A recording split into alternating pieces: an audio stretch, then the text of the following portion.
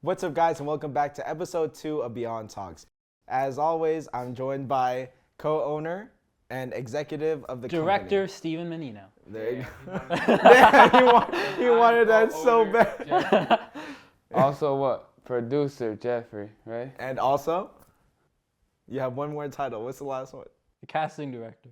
No, he's one of the cast members of Fragments of Us. Oh, that's right. Yes. Yes. How could I forget? Before we start this episode, us here at Beyond Productions would just like to greet you all a very Merry Christmas and Feliz Navidad. Feliz Navidad to our Spanish-speaking viewers. How in Italian? What is it?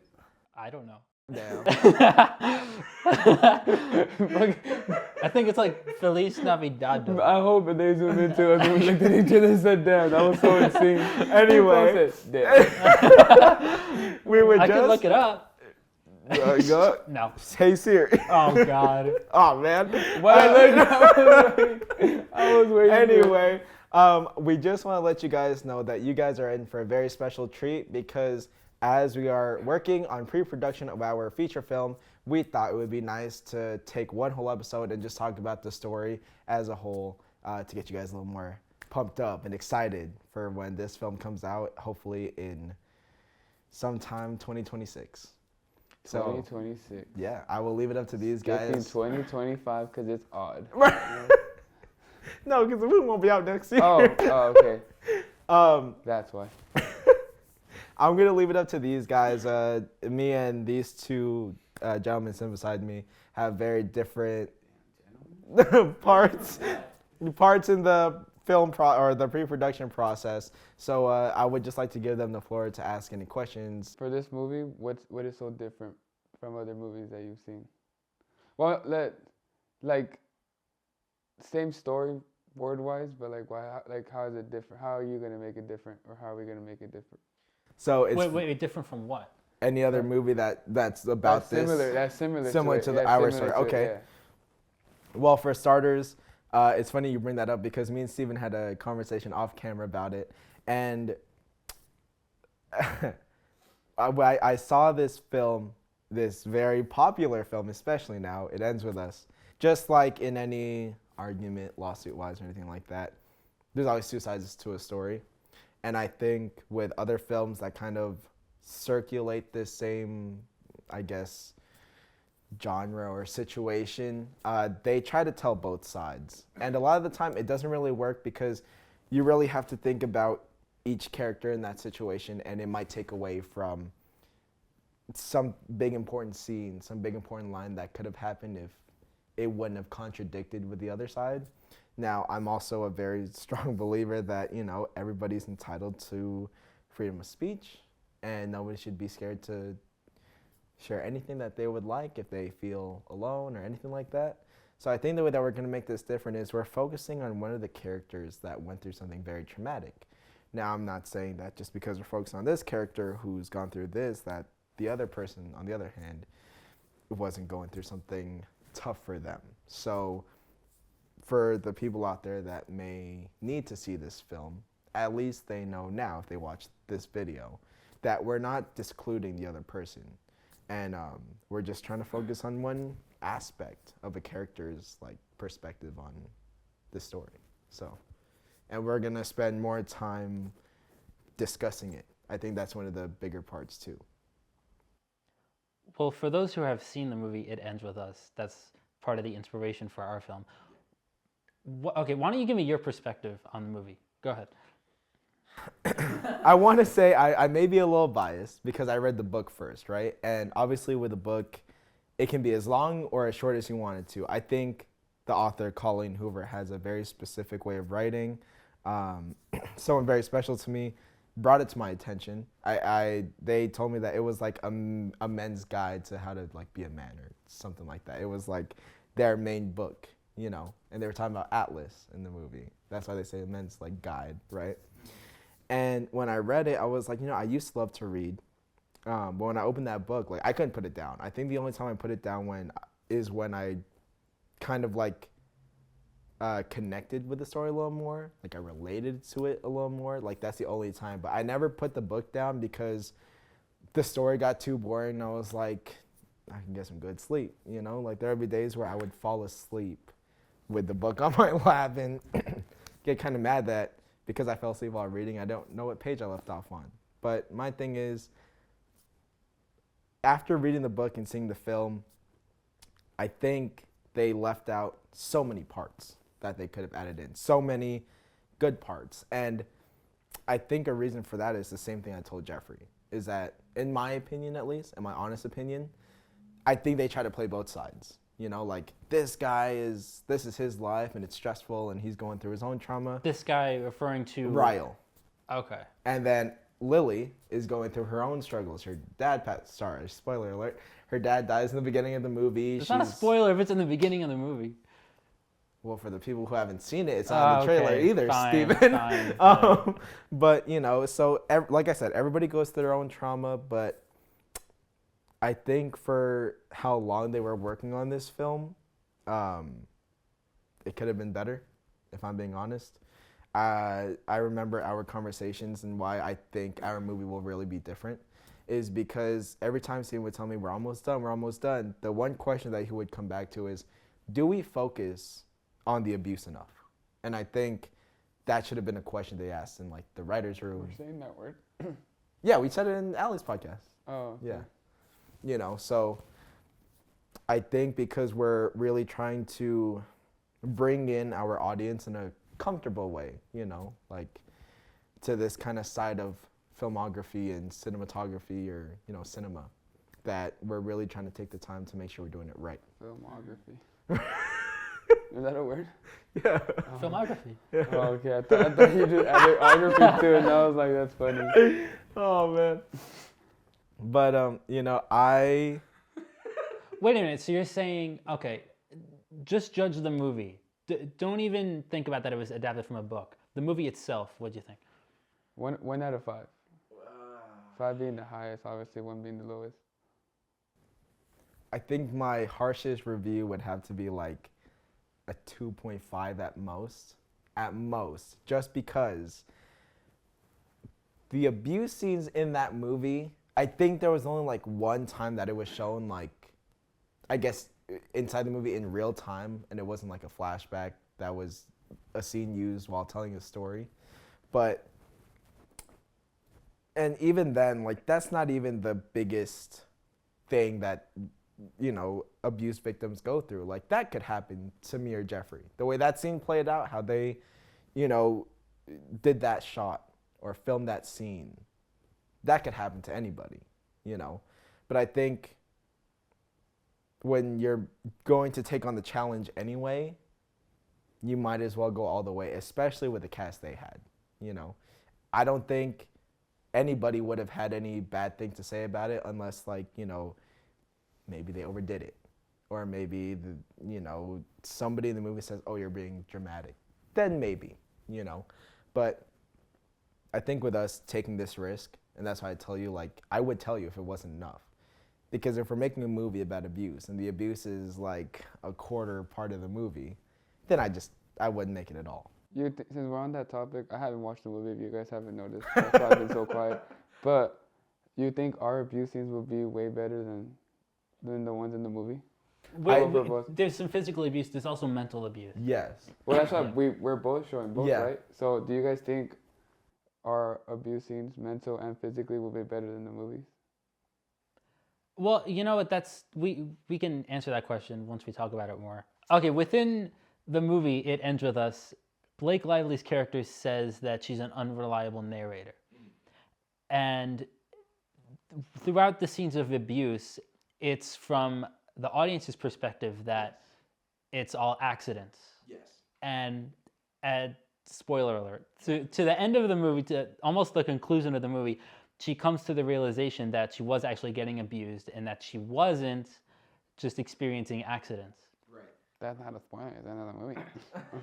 Sorry, I had to hit him with it. My question is, was she delusional, or was she trying to protect, or was she just ashamed of being abused by a guy?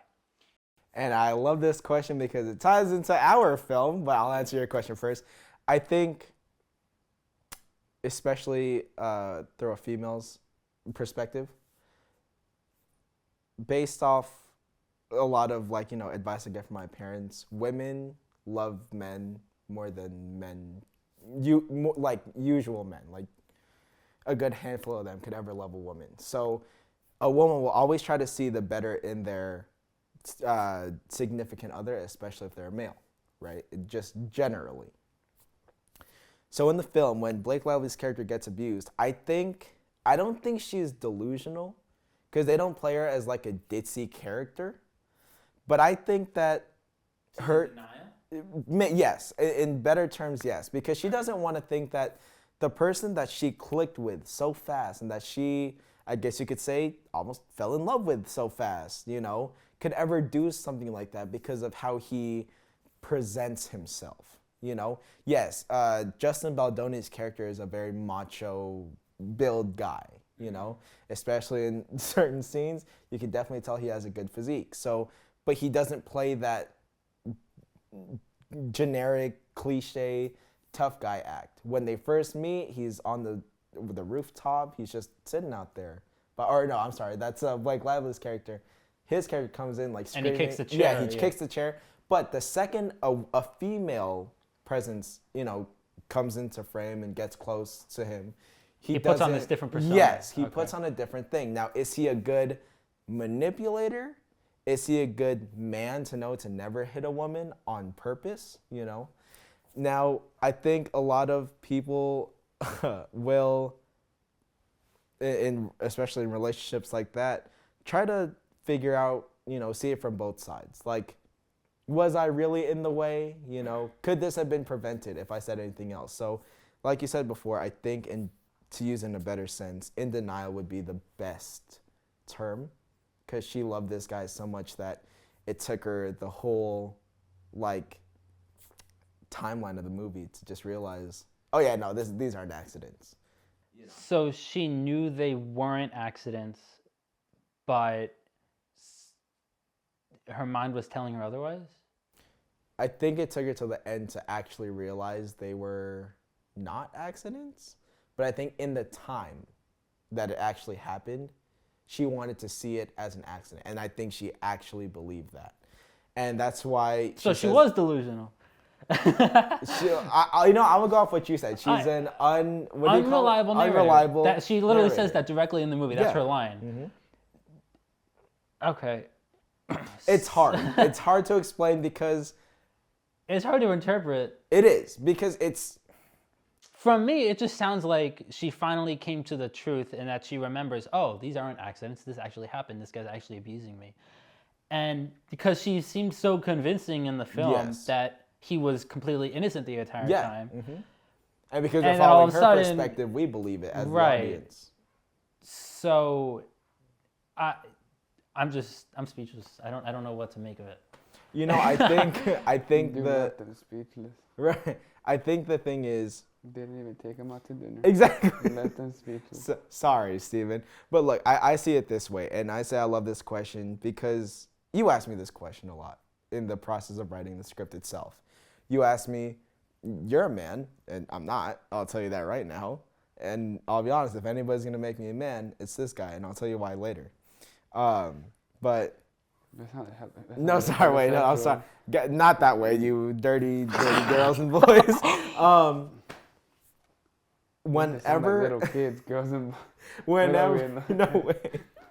Oh God. Whenever you ask me that question, right? Why didn't I just leave? Why didn't I just take my phone back? Why didn't I do X, Y, and Z? I think it really just goes off maybe how you were brought up, maybe your experience in past relationships. And I believe that anything can turn into an addiction, a repetitive cycle in life where you kind of just do it like muscle memory, So muscle memory to hit a female is great. No.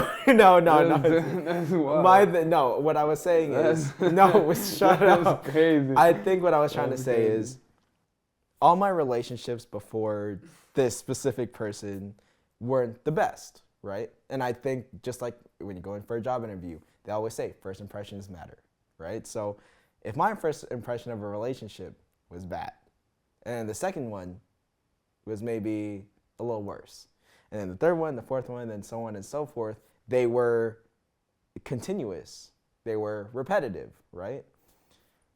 In my situation, when these events were happening, I was just like, this is just like a girlfriend 2.0. I don't know that there's something wrong with this because she says she loves me, you know? So maybe this is just how she shows her love. But unlike Blake Lively's character in the It Ends With Us film, I know, sorry, we only know what she tells us. Right? I mean, we don't see how she was brought up. There's no flashbacks of that. We just know that at the beginning her dad dies and he didn't have that good of a relationship with her, and then the little sprinkles of information we find out later on through the film. Now, with our film, it was kind of hard to give you any like material because it was like I just kind of settled, I guess, like once it really got worse, because I was like, honestly, this was the only girl that I could think almost 100% that she didn't cheat on me because she was too busy beating me up. But, you know, it was like, I kind of saw it as a good thing because I was like, at least I don't have to question where you are. Because if I wasn't with her, she was blowing my phone up. So the whole thing with that was, she kind of felt like my safe place in a sense, because unlike my other girlfriends who would cheat, this was the only one that was like, you're too busy with me to go out and cheat on me. But that's my perspective. Now for, I think her name is Lily, Lily's perspective, Yeah, that's her name in the movie, is different because she had just met the guy, you know. Maybe she reminded her of her dad in a sense, you know, or maybe like something inside her from her past experience kind of blocked the reality from the beginning, from the first incident to the second to the third, and then till the end, where he goes a little too far and he does something that I'm not comfortable saying, or well, he tries to do something that I'm not comfortable saying on camera, not just because it's a scary word, but it's also a demonetizing word. Yeah. So I think after that, after he crosses that threshold of, because I truly believe that she still could have seen him as a safe spot, right? Because he was very convincing when he would do it. He would apologize right away, like how you do if it was an accident. But I think with time, people slip and they kind of push the ladder a little further. They push their limits more because they get comfortable in a relationship. Like, oh, I can do this because you're my partner, when in reality, it's still a whole consensual agreement in relationship or not. So I think after that moment where, and then she goes and talks to his sister, that was like her conscience talking to her. Like, you know, these aren't accidents. Like, somewhere in you knows that these are not accidents, and this guy isn't the guy that he tries to, portray himself to be. So I think that's the only time she actually realized that I am a victim. When did you realize you were a victim? I think after the first, well, no, that's a lie. After the second time, I was meeting up with a friend outside of those closed doors that like knew her, that I had to cover up. Like, you know, go into my sister's room, do a horrible job of, trying to apply I think it's called concealer, onto like my, like my little black eyes. Make sure that there was like, I would rip up little either paper towels or tissue papers that I could like stick up my nose so that if I bled, it wouldn't be as much, That was the first time, because after a while it went from, oh, she loves me, to, oh, I said something dumb, like I deserve that, to at least she's not cheating on me. Like, I went through a lot of stages where it was just one excuse after another, but not from her, from myself. Because, like I told you, I kind of felt like a prisoner when I was going to her house, when I got into her car, whenever I did something, because I knew if I saw her face to face, she'd take my phone. She'd get mad if, like, my mom, my sister called me. If any other female called me, she would be riled up, So that's why, I tried to be very careful moving forward, because I knew whatever she did to me behind closed doors, I would just have to cover up twice as much when I went outside, when I went back home. Let me ask you this. regardless of how it ends with us is back. Hey, it's an important part. Okay, so get rid of the book for a second. Just the movie itself. From what they were able to make out of that movie, do you think that's an accurate portrayal of? I mean, because of the gender swap, Right, you know? right. Do you think that's accurate to your story? I just want to start this off by saying, and I don't like using this word, but as a victim, I think the only times I actually related to this film is the first time you see the abuse happen, right? I think it's a slap, right? Like he slaps her away, or tries to shoo her away, but she gets her face. And then he apologizes right away. Like he has that moment of realization. Again, very macho guy, but something in his head clicks. Now, is it the good side? Is it the bad side? Is it the manipulation side that kind of makes him make sure he doesn't go all the way off on her? I don't know. And then the flashbacks of when you see the rest of the abuse. That is the only time. Now, if I could tell you a time frame in that movie when those moments happen, I don't have it off the top of my head. But from a person who's seen the film, you know that that's not a lot. And my thing is, that's why I love your question about, are we focusing on the abuse enough? Is because if I'm going into a movie, and let's say, maybe even before we said it to Allie on her podcast, or before we said it the first time about what this film is about, I just want to make sure that if people buy a ticket to a movie that they're going to go see, they're like, that makes sense. Mm-hmm. That describes the synopsis, the plot perfectly. I think if in the synopsis of this film, if it wasn't a number one bestseller book, and they wrote this movie is about abuse, and just that's all it was, I'd feel kind of like this was a stab in the back to all the people out there who are dealing with this. And like I said, to the very special person that brought it to my attention, the book itself, I think that as much as we love the book and wanted to love the movie, it just wasn't good. I know you're saying it wasn't accurate to the book. I don't think the movie itself, forget the book, right? Mm-hmm. I don't think the movie itself was any good. Don't pay attention to the book. No, you're not answering my question. I don't care if you think the movie's bad. Was it an accurate portrayal of your experience? Again, only the times where he would apologize right away. But that's like, those scenes almost felt like a blink and you'll miss it kind of scene, mm-hmm. you know?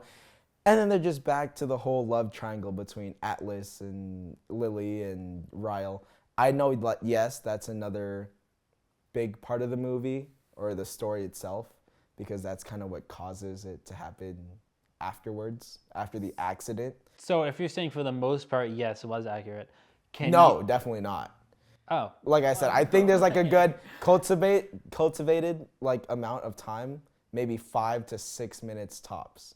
And that's just because I can only think of 4 scenes in there that actually have a scene where a victim can seem seen. You know. I'm sorry, I'm so confused right now.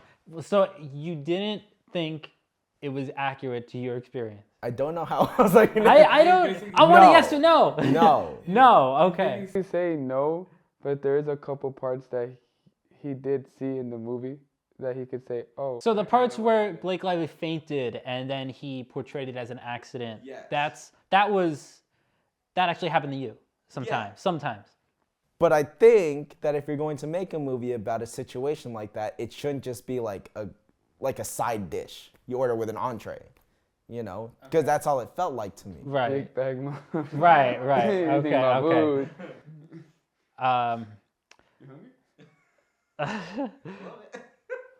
So, your story. Let's focus on your story now. Okay. Do you think you would label yourself as an unreliable narrator? Taking time to think. I think yes and no.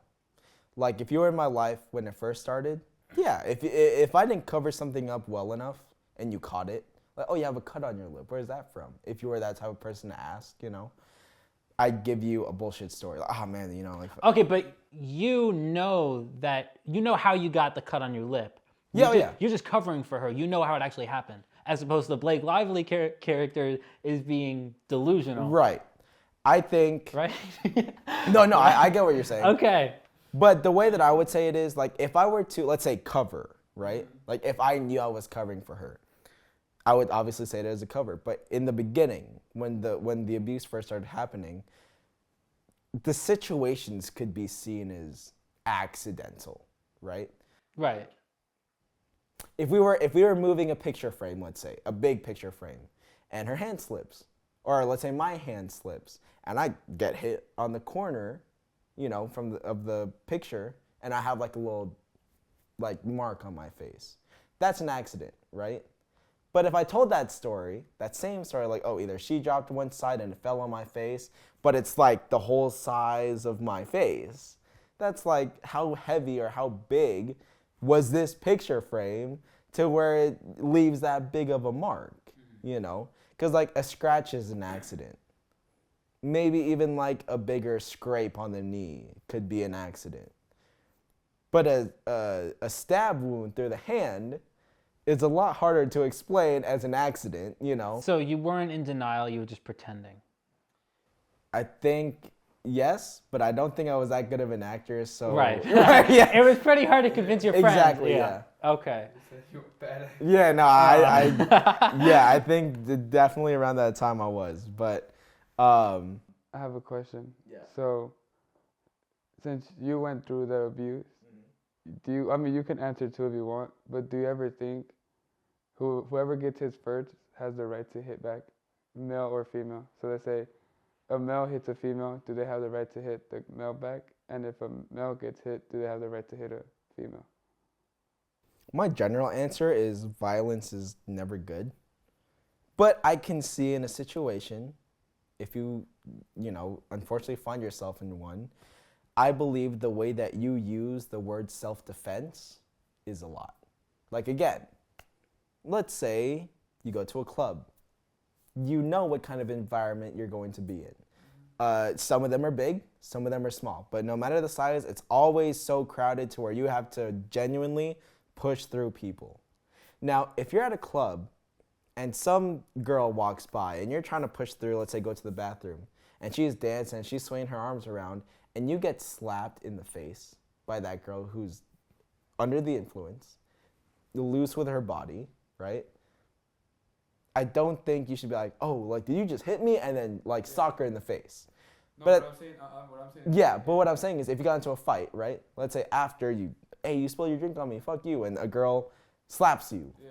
I don't think you should shoot her in the face. But at the same time, that's why I say use the word self-defense properly. This is so hard because I don't want to say slap her back, but you could also walk away. You could also, majority of the time, males are stronger than females. Majority of the time. You don't hear that? Yeah. But for the 10 people watching, cancel them. You could still hold them down in a non-invasive space. You could detain them in a position where they're not able to do the same action they just did to you that made you mad in the first place.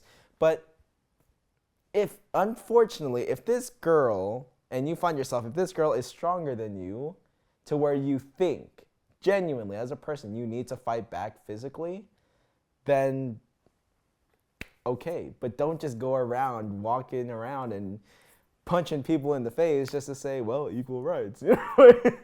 Well, when we were writing our script, we focused more on the cause as to why you stay with her as long as you did. Yeah. And that's because I think just because you say you're making an abusive film, and when we were talking about It Ends With Us, I wasn't trying to say I wanted to see her get hurt more, like physically, because that sounds messed up. But like I said, if you're going to make a movie about this topic, do it mentally. Do it, if you will, physically. Do it like exactly. Do it in every aspect so that your audience knows what message you're trying to get across. if we had a shot where our main actor that we already have and the female main actor that plays the abuser, there's just one shot where she punches him in the face and he looks at camera and says, this movie's about abuse, and then it goes on about another story. That's how I practically felt about It Ends With Us, you know? Okay, I think that's... I can see what you're saying. For those who have seen the movie, yeah. It doesn't focus on the abuse completely. I mean, yeah, there's some backstory about... If they other things. Marketed this as a dramatic... I don't even know, like, dramatic thriller, then sure. Romance, drama. Yeah, right. Yeah. But at the same time, they advertise this as this isn't your average movie, you know, because this has a very heavy subject on it. Just like, you know, any other movie that deals with a really heavy subject, I believe that those films that don't have to do about abuse, but have to do with, like, let's say 9/11. Every 9/11 movie I saw, I was like, yes, I feel the importance of this. When I watched It Ends With Us, I was like, so you just wanted to make a love story, a love triangle, with a few hiccups, you know, in a relationship. I was like, what did I just watch? Like, we rented out, or, wow, I didn't rent it out. I can't even, okay. The person that brought this whole thing, the attention to me, her whole family rented out a theater for it, and I was super excited. But the fact that not even 30 minutes into the film, I would have rather played with my daughter on on a blanket instead of watching the movie. Like, at that point, it just became like background noise to me, because I was so hurt that after waiting, I think maybe a year, almost a year and a half, for the movie to come out, something like that. After reading the book, I was really disappointed, not only as a fan of the books, but as a victim. And that's the one thing I really want to avoid with this film is we talk about it, you know, I make the promo for it, talking about all this stuff in just this episode alone. And they watch it and they're like, well, that guy just talked about how much he hated it, and he practically just copied the movie he said he hated. So I really want to make sure that, again, physically, emotionally, verbally, we really go through just how different those three topics are. And I think you do it. I think you really listen to everything I had to tell you, to where I really had no comments. Because just today you learned that if I had a comment, I'd tell you. Mm-hmm. The whole time you're writing the script, I was excited for what you had. And that sounds kind of sick because I know what the story's about. But it's the way that you listen and you make me not only comfortable as just a person with fresh eyes reading the script, but as a victim, you know? I was like, wow, I think Steven actually listened. I think he actually saw me for who I was. I was able to interpret what you were getting. You didn't articulate it in the best way, but right. That's understandable because you were going through trauma, and but I think I was able to interpret it how you were trying to get it across. Definitely. Yes. Yeah. What do you think for the people that don't know how the movie is made and stuff? What do you think was the hardest part of pre-production? Pre-production. Okay. My bad, y'all. I think the hardest part was just accepting that I was going to make a film about this, because at the time I had a very special partner that we now have a child. She was the one that really sat me down, and honestly, Gabby, you deserve all this credit because this film was going to be different. I used to work at a rehab place, and I met this amazing gentleman who also has the same name, Scott, that our main character is named after. My name's Richard, not Scott, but he left such an impact on me that when I tried to write his story, because his story was about dementia. Somebody in his family had dementia, and that's why he came into the rehab. But every morning or night shift that I worked, he always spared me 5 minutes to talk about where he was in the process of, with his family member. And so, one day I'm sitting there at my computer at work, and I was like, I want to do this. I'm going to stop, pushing this to the side. If I want to make a film about something that's meaningful, I'm going to, So I go home, I talk to my girlfriend at the time, and I was like, I don't know how to write about dementia. I don't know anybody close enough to me that I could write this properly. And with the utmost respect and love, she said, then write about what you know. And I already knew what she meant. So I stayed quiet, and she goes, as much as I know that you don't want to, you should. Because if you want to make a meaningful movie, then that's your first step. This is the way that you can not necessarily accept, but kind of move on to the next chapter. And, you know, that was really the hardest part, because I knew, I was like, okay, let's go, Richard, the person in said story. Write your practically like biopic of your moment in, you know, this moment in your life. And with every page, I wanted to change it, because I didn't want to believe what I was writing. Because what I would do is I would really think about it. I really think about everything that happened. So every time I saw it on paper, I was like, that sounds wrong. But in reality, that was the truth, you know? And seeing that in word form, and me saying like, oh, well, I would have just walked away.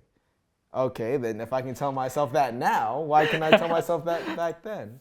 And honestly, that's why I think I really needed somebody to co-write this with me. Because if I were to just film it, and Taquan, sorry for all that time you wasted like 2 years ago, but with the script that we had, I knew it wasn't good.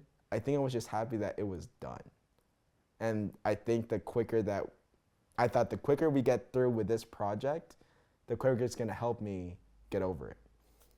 But I was wrong, because after meeting the both of you, that's when you agreed, like, I can help you make this better, you know? I got to share with you. Like, I never had a therapist for this stuff. So talking to you about it and getting the material that you needed was my way of doing it. And then if I thought, oh, this is too much, and I told you it was going to come back. But if anybody's going to make me a man, it's going to be Jeffrey. Because Jeffrey's going to put it in the real world, into real world terms. Like, okay, are you going to continue to let her hit you and then go home and cry in your room, or figure out a way to get away from her, you know? I believe that if he was in my life at that time, he would be the only person that could show up battered, beaten. Because, yes, I know he'd probably laugh because you look stupid, you know? But at the same time, after he got it all out, he'd be like, do something. I can't tell you what to do, but do something, you know? He would sit me down, he'd let me talk it out, and then he'd just tell me, do something about it. If you don't like it, do something. And I didn't have anybody for me at that time like that. So my thing was, how do I see this person? Do I love her enough to stay? Am I staying for the right reasons, you know? Or am I just staying because it's comfortable, like a job, you know? I already know how to do all these things, so why leave and then have to learn something else? Like, learn how to not get hit.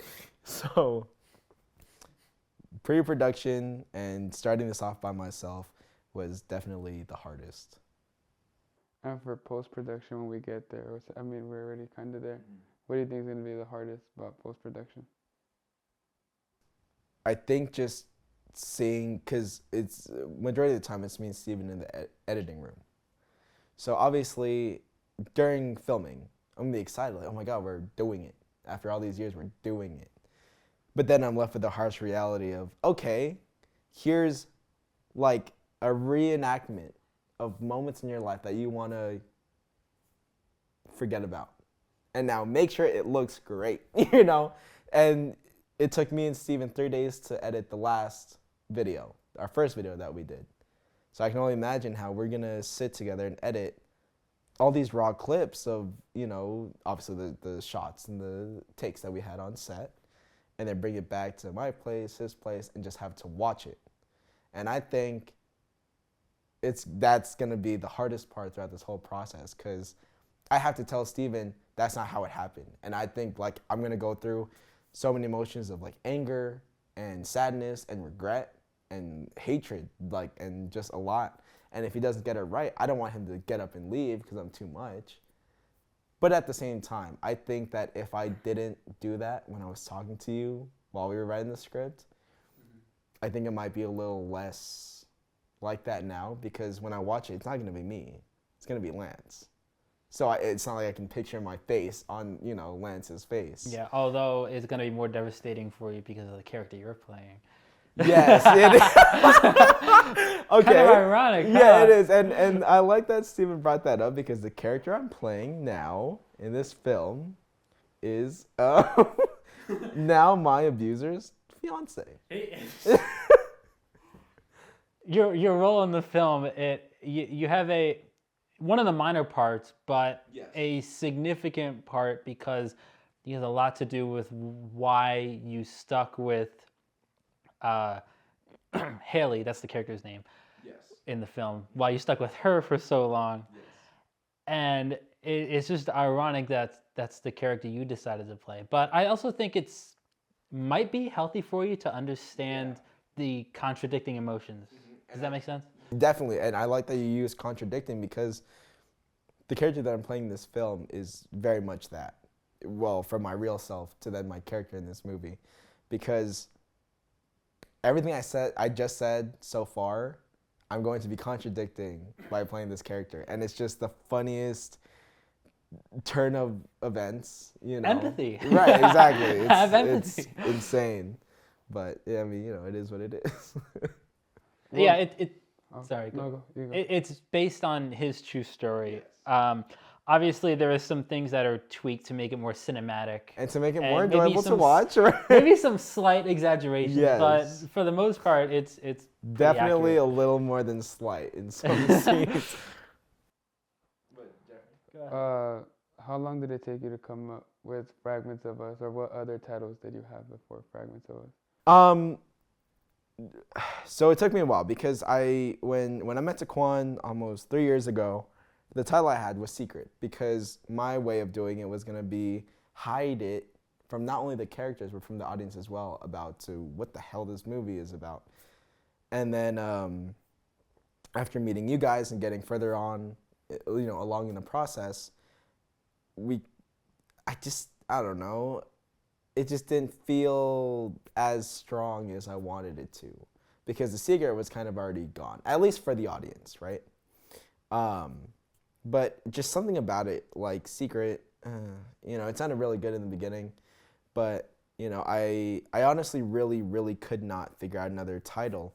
And I remember it was when me and Steven, I think around the last day of editing the podcast, I reached out to you and Yami, and I was like, guys, I really have no idea, and it's really pissing me off because I've read over the script so many times, and when you said Fragments of Us, because we got the title from you, you know, I was like, yes. I was like, that's perfect. And the way I described to Steven, obviously I'm not going to say it verbatim, but is we have 3 key characters. You have Scott, Jessica, nope, Haley. We changed the characters' names too, okay, guys? I know my movie.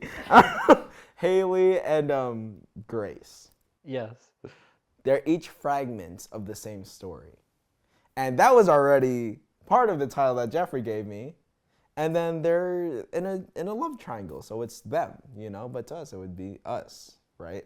So when he said Fragments of Us, like I think you gave me a lot of like other really good ones that we almost used, but Fragments of Us really helped because not only is there 3 key roles, roles technically, characters, but it's also like the fragments of Scott in each chapter he goes through in his life, from before he met his abuser to then when he does, and then when he actually does get abused, and then what happens after the whole thing, you know. So it took me 3 years to stick to that title and put it up on a semi official poster.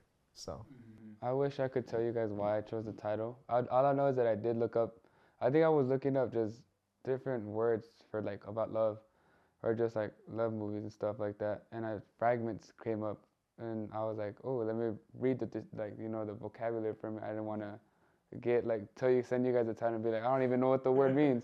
So I searched up fragments, and then if you read what fragments is described, it's like, if you know what the story is about, or like just the full process, you would be like, makes sense. Yes. Because that's why I searched up fragments. I read the vocabulary of it, and I was like, it makes sense. Like that would make sense, and that's when I texted you why Fragments of Us would be. We actually have the message. pull up the message. Pull up the message. And I love this too because it Did I just send it to What? Who did I send it to? Core 3. Okay. And me and Steven have a very good working and friendship relationship. But that doesn't mean we always agree on everything, right? So when I got that text from Jeffrey and I got excited, I honestly wanted you to get excited with me. But He had to convince me. Yes, I did. And once I did, I think that was the best salesmanship I've ever had because it's very hard to convince you. So the fact that he said yes, and we now have it on a poster, thanks to Taquan behind the camera, as always, we made it happen. He made it happen. Thank you, buddy. So the text that I told him, I mean, it probably wouldn't make sense now saying it out loud, but this is what I texted him. I was like, how about Fragments of Us? And this is my explanation. I say, use the word fragment because a small part of you was broken and made you also separate from reality a bit. And if you read the description, I mean the vocabulary to it, which I can't because I get no service here, but I don't know if you get service, but you want to look up fragment. See My phone's behind the camera. But I agree because just like Steven said, I think a narrator is a part of a story, right? But they're also outside of the story because they're the ones that get to explain things to the audience who are watching. Well, now that's different from an unreliable narrator. Yes, because I think with Lily, she tried to let the audience know what she was going through, but because of some... I honestly, I mean, I watched it the other day. I didn't know that was the twist they were going to pull.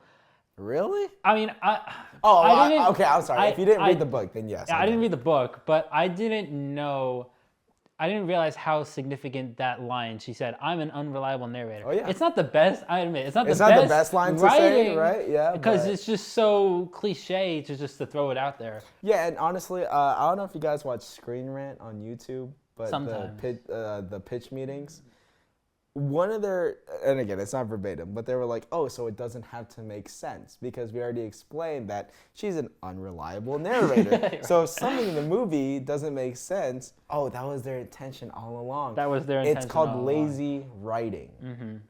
I think. I don't think it's completely lazy, although you can make the stupid argument that if she says she's an unreliable narrator, how can you rely on that?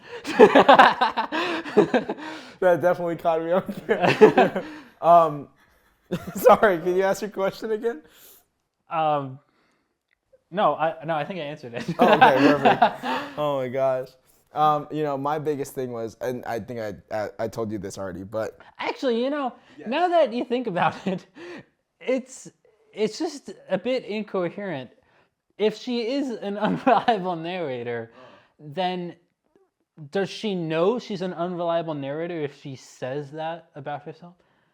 I think that was almost like a cold open, where she says that after it's already done. No, she said that line when they meet on the rooftop in the beginning. Oh, then maybe. Again, even in the book, it's very seldom how they explain her relationship with her dad. Yeah. But maybe she was an unreliable narrator because of what she went through with her dad too. You never know. We only know what we're shown on screen and through words. Just like our audience will only know, even myself will only know the things that I can remember that I can give you. Because took a lot of beatings to the cabeza. But an unreliable narrator just saying that they are that thing kind of defeats the purpose. It kind of gives them more leeway if there was any... No, it makes no sense. It's like a person saying they're crazy and then they want you to understand that they did these drastic actions. Exactly. But they're... Yeah, if we go down that rabbit hole, it's going to get very political in this room. But I was telling Jeffrey earlier that obviously you guys, I hope you guys had questions for me, which you did, so thank you. And I just want to ask you guys questions because I think it's a lot easier trying to get someone on board to make a Marvel movie, especially back in the 2010s, right? If you're offered, hey, Steven, can you direct this Marvel movie? Hell yeah. You guys are in your prime. Heck yeah, I am, But my thing is, I don't like just trying to push something on people, like, hey, I need help. And I don't really have the foot into Hollywood or like studios right now. So let me see what I can do. Let me find a loophole, right? And I think in a way, Jeffrey was my loophole, my first one, because when I met him, we got close very fast, which I'm very thankful for. And that's when one day, I don't know why, I think we were talking about YouTube and FouseyTube and Rowan Atwood, but that's kind of how I kind of shared with him hey, I used to be an actor, not a good one, but I really want to make this movie and I might need some help, you know? And that's when I was like, you know what, that's so funny because I have experience with that from my cousin. And then obviously that led to him being my talent manager, then co-owner of the company, and then finding you, right? And then, but before we even had a company, all I had was my friend Aaron in a car while we were door dashing.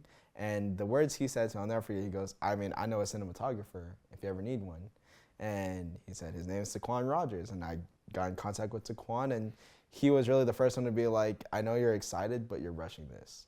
And I think, and you know, honestly, sometimes while we're going through each process, I know it's a lot, but I just hope one day Taquan goes, Richard's actually, like, he actually listened. He's like going slow because we haven't filmed anything yet because we're still working on the nitty gritty.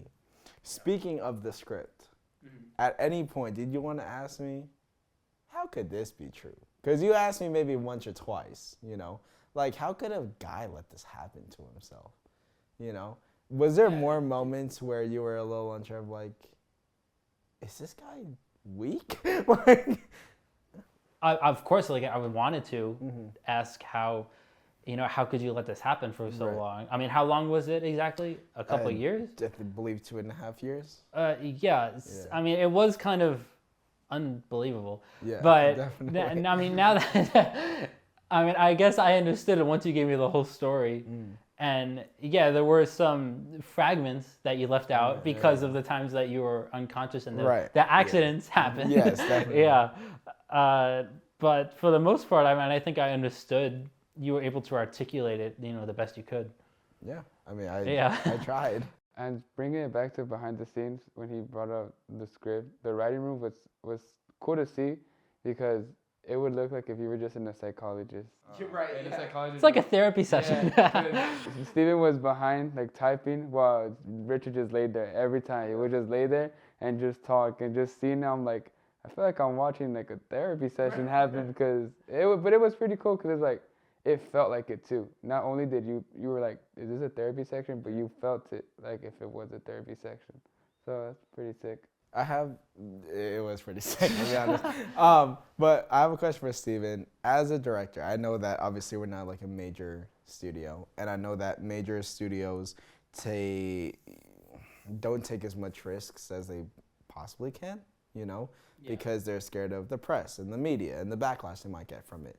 So do you think let's say we get a lot of hate, like, you guys filmed this wrong. Who shot this movie? You know, who made this movie?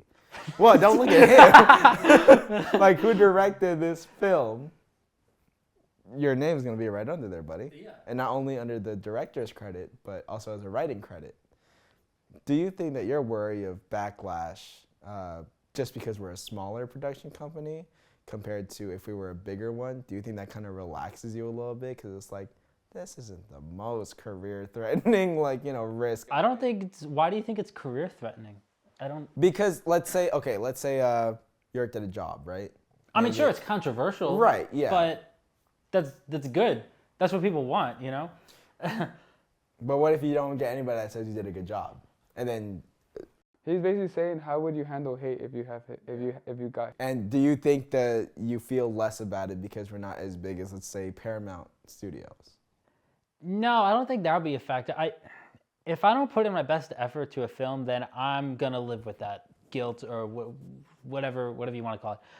So I'm not worried about like getting validation from other people. You know, I mean, if critics don't like it, I mean, all right, fine, whatever. If you know, if I like it, you know, and if I'm satisfied with how I wrote this thing, how I directed this thing, how it was edited, how it was produced, everything, then I'm gonna be happy with myself. And honestly, I like saying like, make content that you like, because at some point somebody is going to like it, right? Like if you just keep doing it and they see the consistency that you're genuinely having fun. Because the one thing I realize is once you're not having fun, it's very noticeable. It's fast. Even if it's for a split second, like, oh, that's not genuine anymore. If you guys advertising wise, because that's what we're really focused on. Comment down below how you think we should advertise this movie. If you any suggestions, because we're still trying to figure that out too. When people see our advertisements, want to be like,